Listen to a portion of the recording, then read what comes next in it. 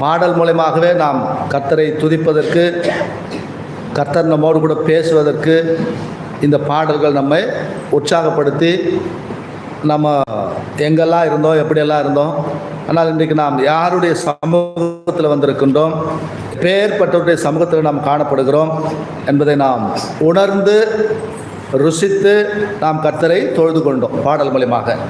அதே போல் தான் கர்த்தருடைய வார்த்தையை கொடுக்கும் பொழுது, தேவன் நம்மோடு கூட பேசும்பொழுது நாம் அந்த வார்த்தையை கேட்டு நம்முடைய இருதயத்தை ஆண்டவர் கவனிக்கிறார். நம்முடைய இருதயம் அவருக்கு துதி செலுத்தணும். அதனால தான் இந்த 2வது பாடலில் ஒரு வார்த்தையை அதில் இணைச்சிருக்கிறாங்க. கண்ணியமாய் நான் உம்மை கவனித்திடுவேன். கண்ணியமாக கவனிப்பேன். இங்கே வந்து உட்காந்துட்டோம், இங்கே வந்துட்டு பிற்பாடு இன்னொரு காரியம், அந்த காரியம், இந்த காரியம் எதுவும் நம்ம வரக்கூடாது. கண்ணியமாய் நான் உம்மை கவனித்திடுவேன், கருத்துள்ள